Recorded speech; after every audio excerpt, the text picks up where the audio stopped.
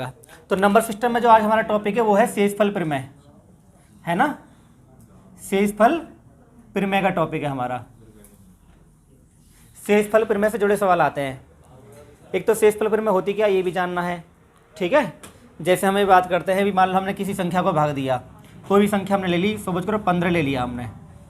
15 को हमने 7 से भाग दिया तो 7 दूनी 14, तो 1 बचा, है ना, 1 बचा। इसको हम भागफल बोलते हैं भाई। अंग्रेजी में क्या बोलते हैं देख लेना आप, हैं क्या बोलते हैं, कोसेंट बोलते हैं। ये रिमाइंडर हो गया। ये क्या होता है भैया, ये क्या होता है, भाज्य, ठीक है। अंग्रेजी वाले समझ जाएंगे। इन दोनों की मुझे पता है, ये भागफल है, ये शेषफल है। रिमाइंडर हो गया, कोसेंट हो गया, एक डिविजर होगा, डिविडेंट होगा, ठीक है। हिंदी में लिख दे रहे हैं, हिंदी भाषी हैं भाई। तो भाज्य बराबर क्या होता है, देखो भाज्य से पहले मैं तुम बताता हूँ 15 बराबर क्या होगा, 15 बराबर होगा 7 गुणा 2,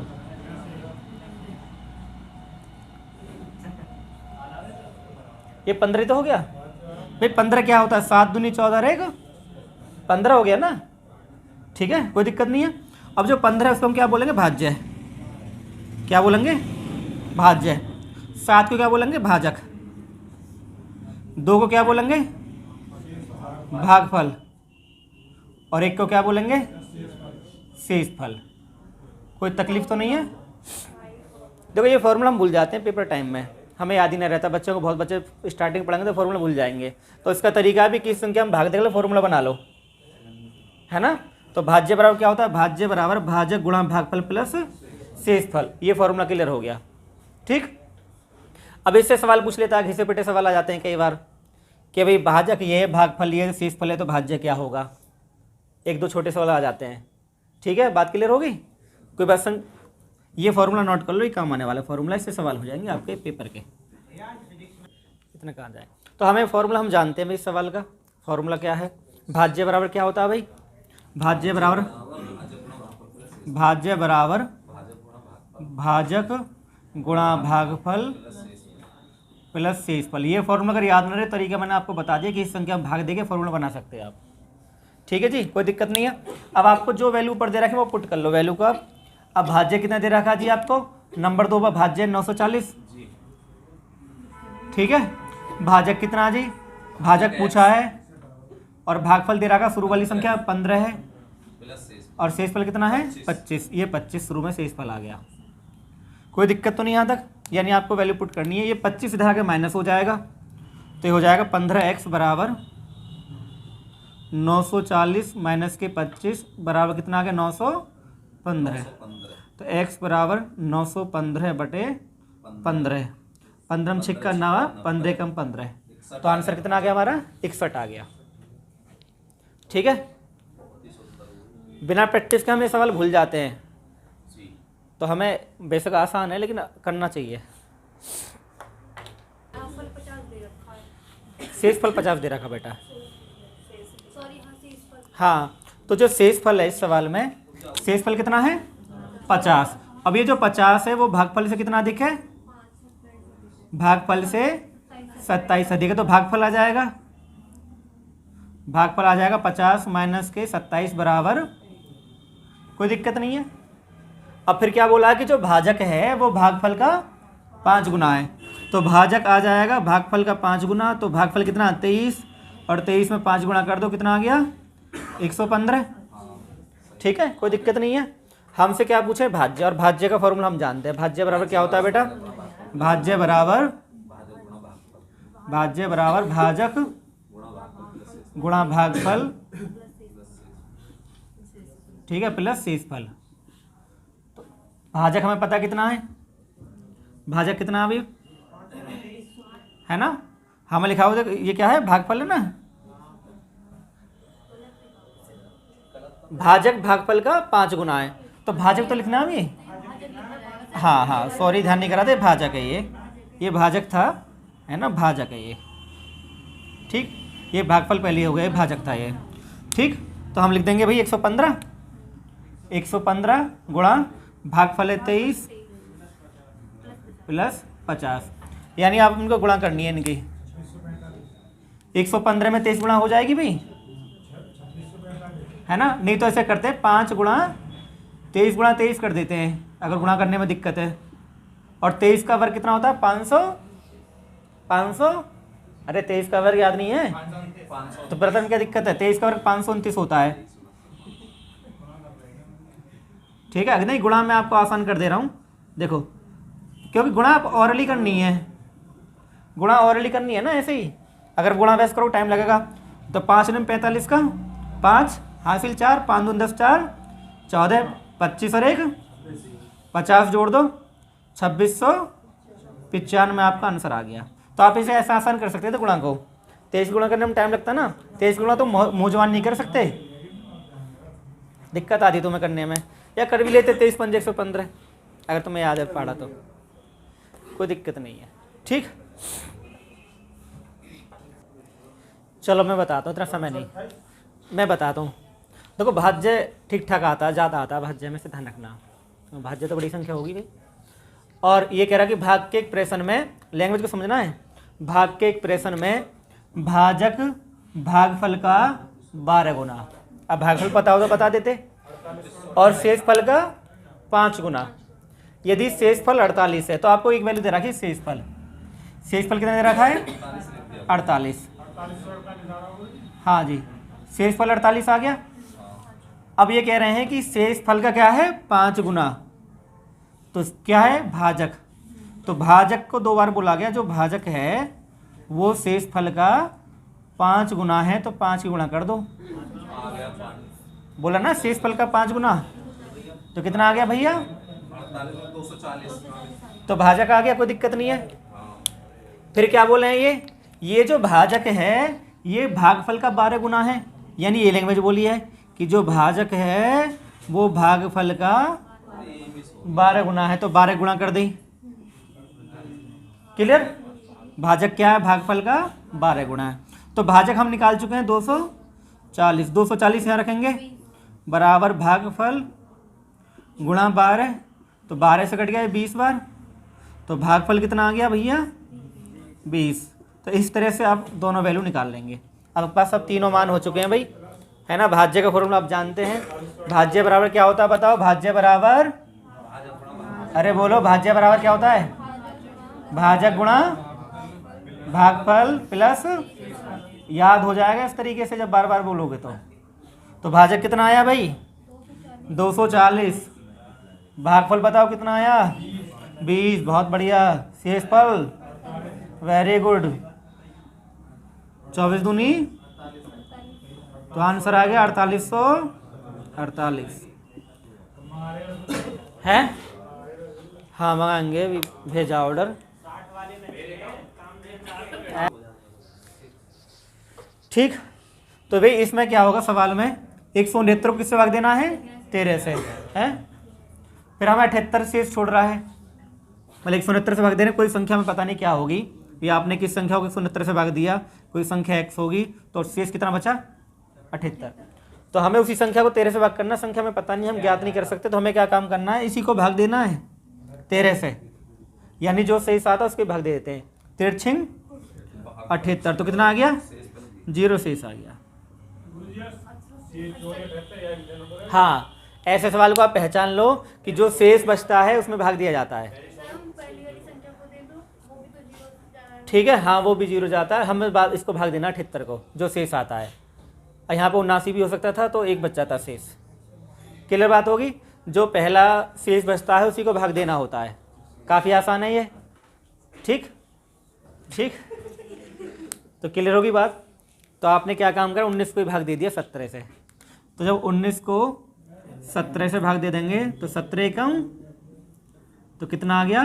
2। ये हमारा आंसर हो गया। अब बहुत आसान लग रहे हैं ये, ठीक है। देखो भाई हमें क्या काम करना है, ऐसे सवाल में हमसे पूछ रहा है कि भाई उससे दुगनी संख्या में, तो पहला शेष क्या बचा? 11। तो हम क्या काम करेंगे? जो शेष में भाग करते हैं ना, तो शेष फल का ही दुगना कर देंगे। 11 में 2 की गुणा कर देंगे, कितना आ जाएगा? अब 22 को 6 से भाग कर देंगे, 6 तिया तो 4 बच जाएगा, और ये हमारा आंसर हुआ। जो हमें शेष के साथ बोलेगा ना, मतलब जो बोला कि संख्या को दूना करना तो शेष का दूना कर लो, ठीक है, कोई दिक्कत तो नहीं है। 3 गुना करना तो इसके कर लो, स्क्वायर में बोले तो इसको स्क्वायर कर लो, है ना। बात क्लियर होगी कि यदि किसी n संख्या में 12 से भाग करने पर 11 शेष बचता है तो n स्क्वायर संख्या में 6 से भाग करने में क्या बचेगा, तो n स्क्वायर बोला ना, तो 11 का स्क्वायर कर दो, हैं। हाँ बता दूंगा, सब कुछ बताऊंगा अभी, ठीक है, कि भाई ये चक्कर क्या है, ऐसा क्यों करते हैं, क्या वजह है, ये सारी बात बताई जाएगी, कुछ भी अंधकार में नहीं रखा जाएगा, पता तो रहना चाहिए हम क्यों कर रहे हैं। लिखता जब भी मैं 3-4 सवाल करा चुका हूँ तो मैं इसके जैसे, अब मुझे पता है कि तुम अब डायरेक्ट आंसर दे रहे हो, तो मेरे दिमाग में कीड़ा तो है नहीं, हैं। तो अब मैंने चीज़ें बदल दी हैं, अब तुम्हें मैं वहाँ ले चलता हूँ जहाँ तुम्हारी जो दृष्टि है बिल्कुल भ्रम दृष्टि हो जाएगी। अभी तुम खाली ऊपर ऊपर तैर रहे थे, अब गहराई में चलते हैं कि मसला क्या है ना। कोई बताएगा इसका उत्तर कितना आएगा? कुछ लोग 1 बता रहे हैं, कुछ 0 बता रहे हैं, कुछ 0 कुछ 3। यानी मुझे पता है कि आप लोग उतना ही सोचेंगे जितना आपको दिखता है ना। अब अध्यात्म करते हैं कि है क्या मतलब, ठीक है। देखो मेरा जो इसका उत्तर है, इसका जो आंसर है वो देख लेना, जिसका आ रहा है वो बता देना मुझे। इसका उत्तर है, अभी आने वाला, रुक जरा, इसका आंसर है ज्ञात नहीं किया जा सकता।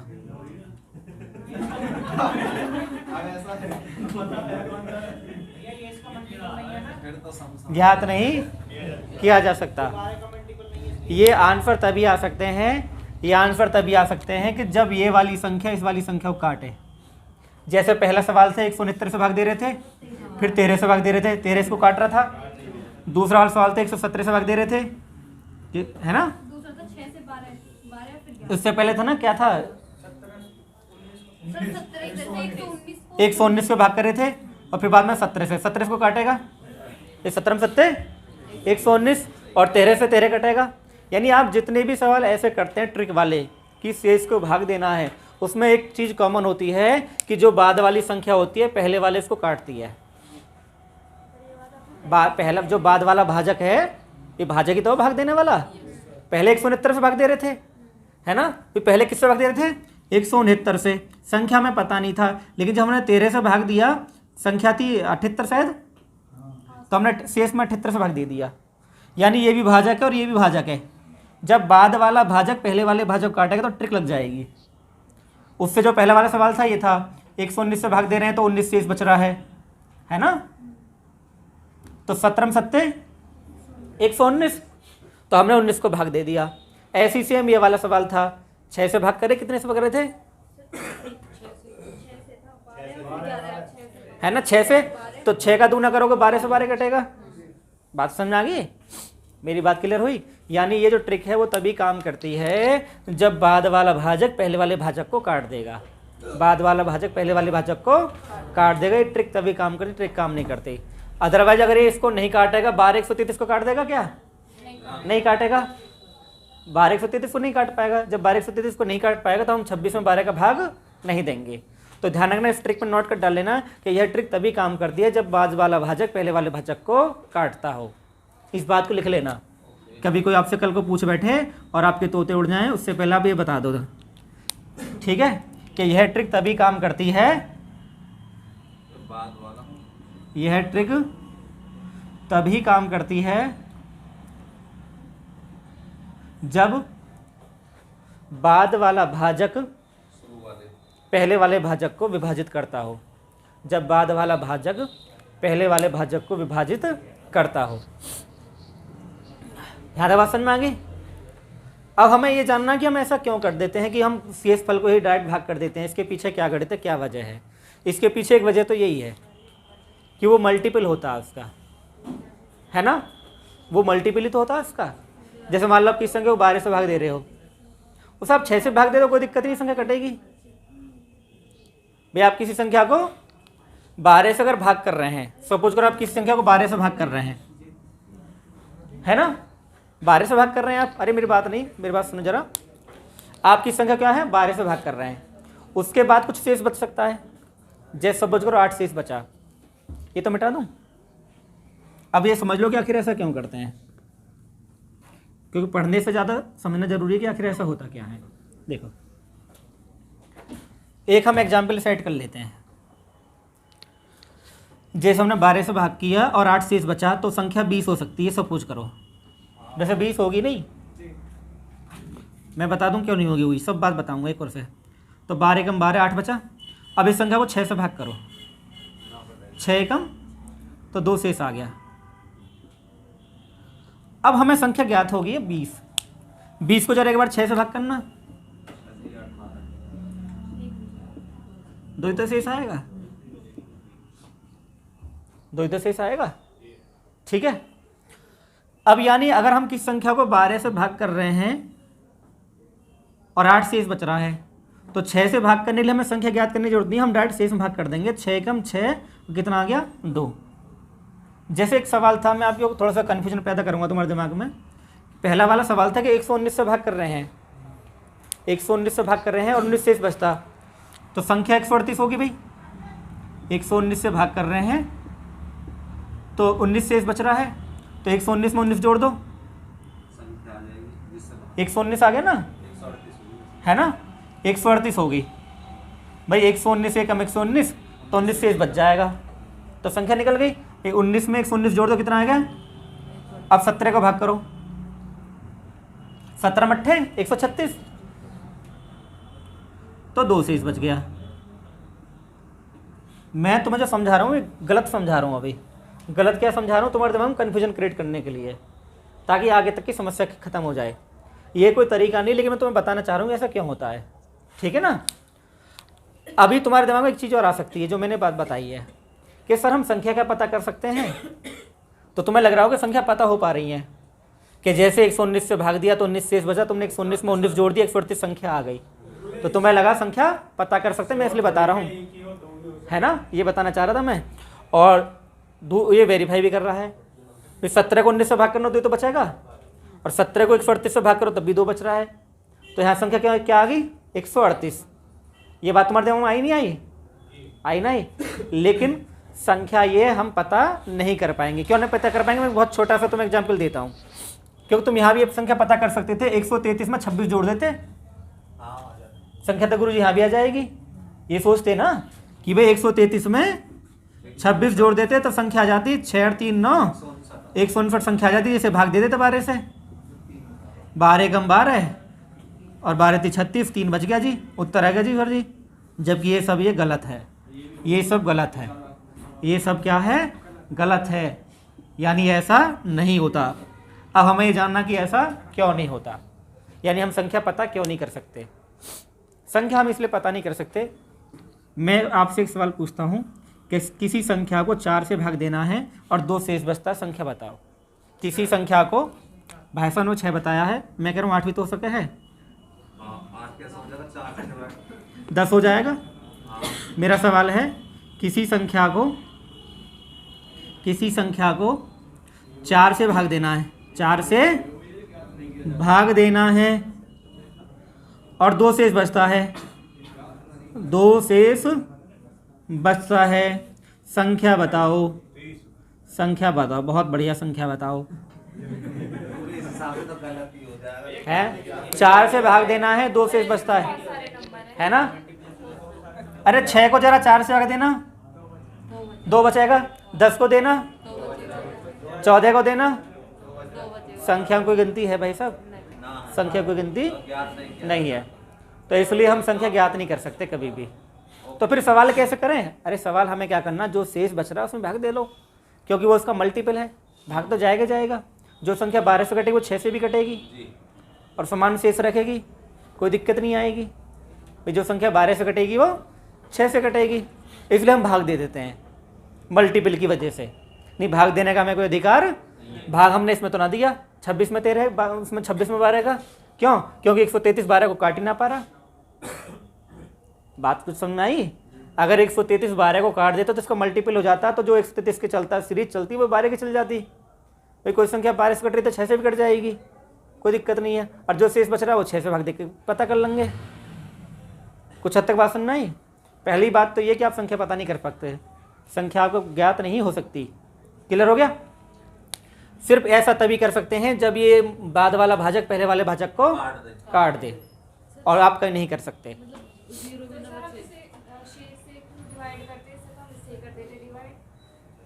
133 से डिवाइड कर रहे हैं ना, तो 26 बच रहा है, संख्या में पता नहीं है।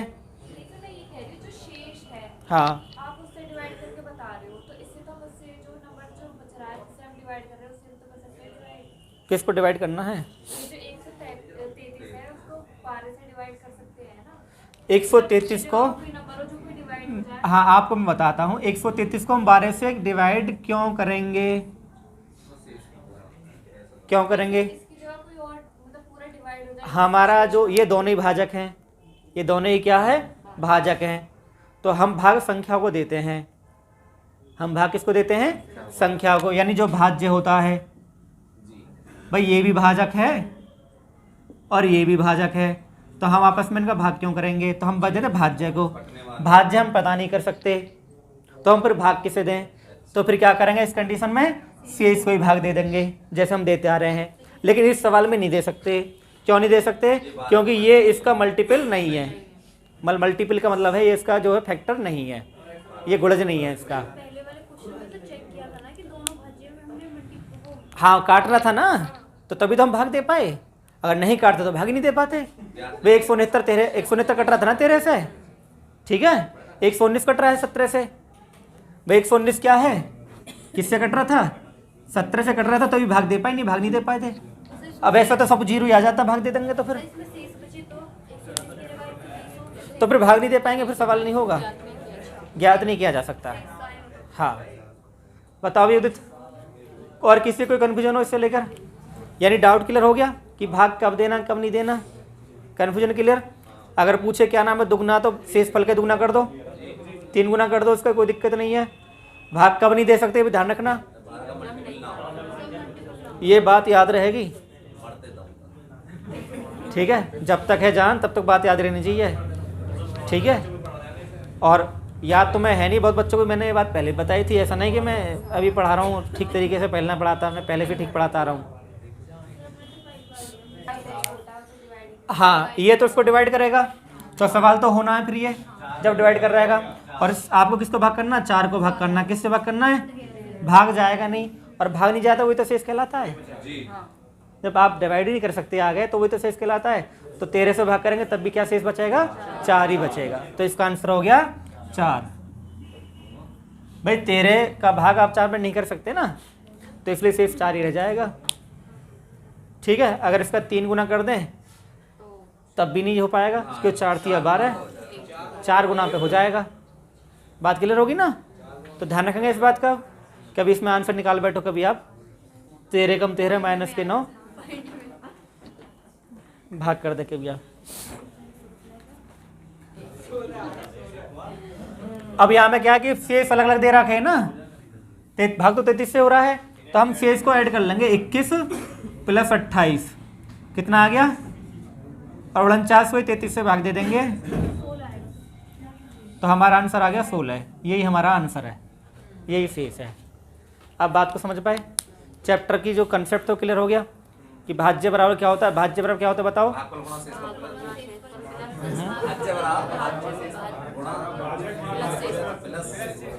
कि हम तो भीड़ में सुनाएंगे, भीड़ में सुनाओ तो आवाज़ नहीं आती, पता नहीं चलता। यही होता है, सब सुना दिया है।